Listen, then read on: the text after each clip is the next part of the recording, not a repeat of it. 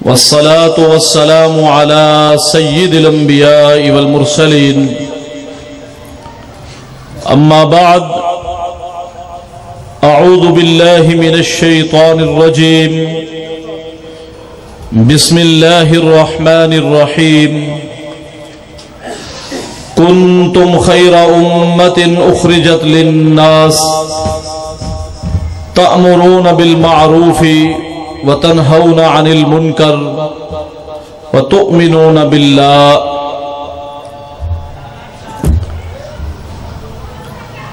ہر قسم کی حمد و ثنا، تعریف و ستائش، بڑائی، بزرگی، کبریائی اللہ تبارک و تعالی کی ذات کے لیے خاص ہے،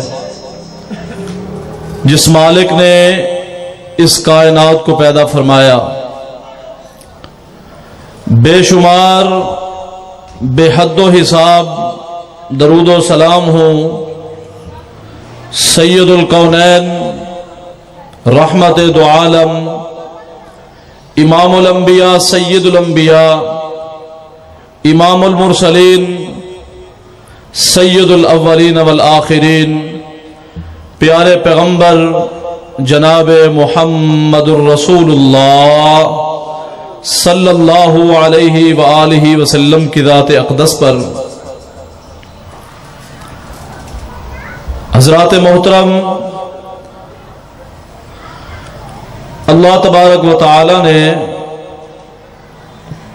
قرآن حکیم میں ارشاد فرمایا: کنتم خیر امت اخرجت للناس تأمرون بالمعروف وتنہون عن المنکر، کہ تم بہترین امت ہو، تم نکالے گئے ہو لوگوں کے لیے، تأمرون بالمعروف وتنہون عن المنکر، تم معروف یعنی نیکی کا حکم دیتے ہو اور برائی اور منکر سے منع کرتے ہو. نبی اکرم صلی اللہ علیہ وسلم خاتم النبیین بن کر دنیا میں تشریف لائے. آپ کے آ جانے کے بعد نبوت کا سلسلہ اختتام پذیر ہو گیا ہے. کوئی بھی اب نبی نہیں آئے گا. آقا علیہ الصلوۃ والسلام تاجدار ختم نبوت بن کر تشریف لائے، اور یہ امر بالمعروف نہی عن المنکر کا جو فریضہ ہے، یہ اللہ تبارک و تعالی نے اس امت کے ذمہ لگا دیا ہے. اور امت میں سے پھر آقا علیہ الصلوۃ والسلام نے فرمایا: العلماء ورثۃ الانبیاء، علماء انبیاء کے وارث ہیں.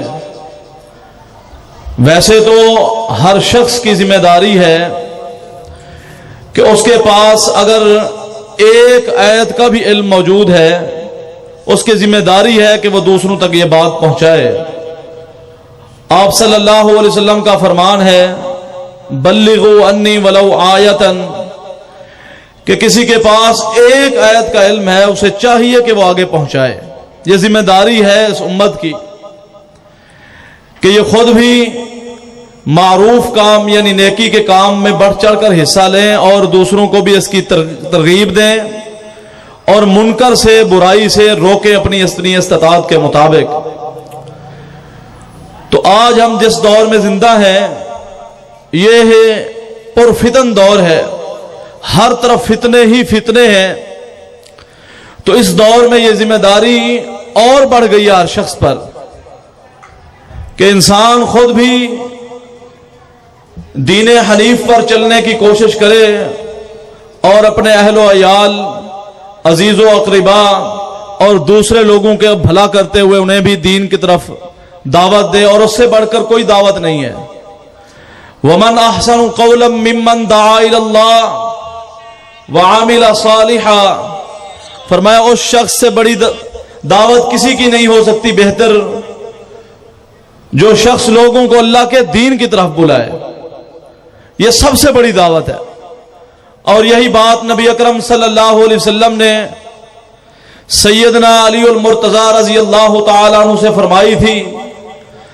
آپ نے فرمایا کہ اگر تیرے دین بیان کرنے سے، تیری تبلیغ سے کوئی ایک شخص جو گمراہ ہو چکا تھا، دین سے دور ہو چکا تھا، وہ راہ راست پر آ جائے تو یہ بات خیر لک من حمر النعم، یہ بات تمہارے لیے سرخ اونٹوں سے بہتر ہے.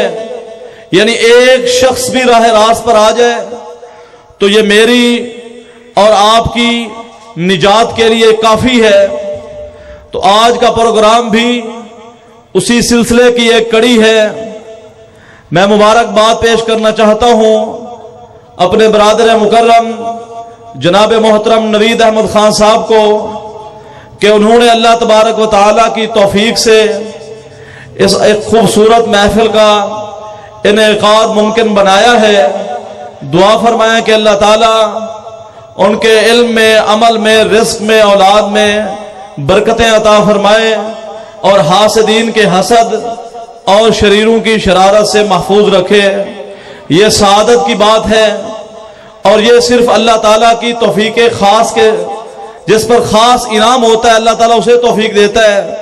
محفلیں تو اس دنیا میں بڑی ہوتی ہیں، کہیں پر جوئے کی محفل ہوتی ہے، کہیں پر شراب کی محفلیں ہوتی ہیں، کہیں پر تاش کھیلا جا رہا ہے. یہ اللہ کے دین کی محفل ہے، قرآن و سنت کی محفل ہے. اور اس محفل سے اگر کسی ایک انسان کو بات سمجھ آ گئی اور وہ راہ راست پر آ گیا، یقین مانے کہ یہ ہماری اور ان کی نجات کے لیے یہ بات کافی ہے.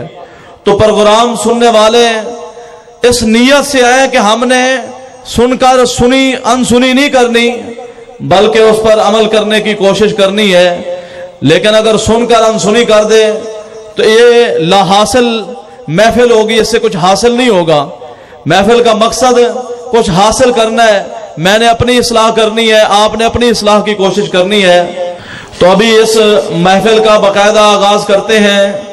تو میں تلاوت کلام پاک کے لیے دعوت دوں گا ایک اپنے چھوٹے بھائی کو، حافظ محمد احمد کو، کہ وہ مائک پر تشریف لائیں اور تلاوت کلام پاک ارشاد فرمائے. حافظ محمد احمد بھائی.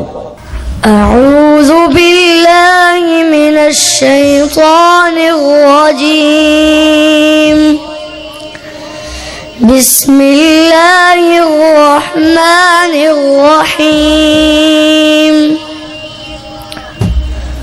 ربنا انك تعلم ما نخفي وما نعلن وما يخفى على الله من شيء في الأرض ولا في السماء.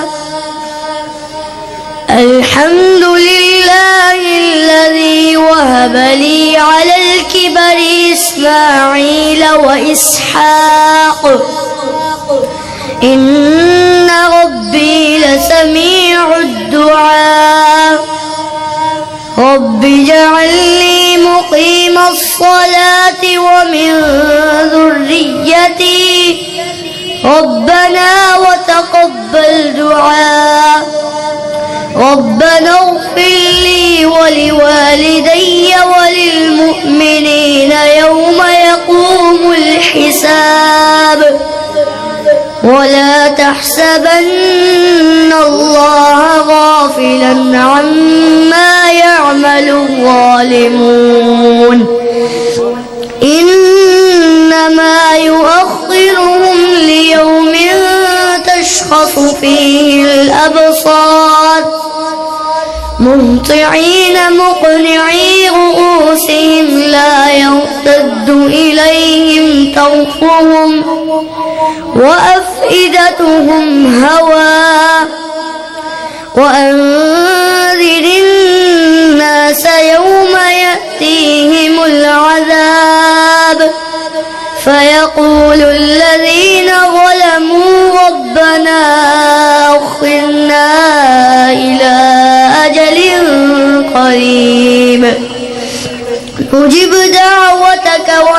نتبع الرسل أولم تكونوا أقسمتم من قبل ما لكم من زوال وسكنتم في مساكن الذين ظلموا أنفسهم وتبين لكم كيف فعلنا بهم وضربنا لكم الأمثال وقد مكروا مكرهم وعند الله مكرهم وإن كان مكرهم لتزول منه الجبال فلا تحسبن الله مخلف وعده رسله إن الله عزيز ذو انتقام يوم تبدل الأرض غير الأرض والسماوات وبرزوا لله الواحد القهار وترى المجرمين يومئذ مقرنين في الأصفاد سرابيلهم من قطران وتغشى وجوههم النار ليجزي الله كل نفس بما كسبت إن الله سريع الحساب هذا بلاغ للناس ولينذروا به وليعلموا أنما هو إله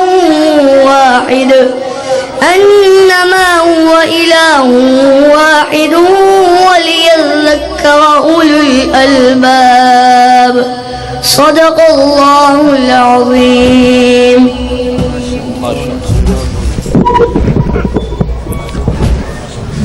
ماشاءاللہ یہ تھے حافظ محمد احمد صاحب.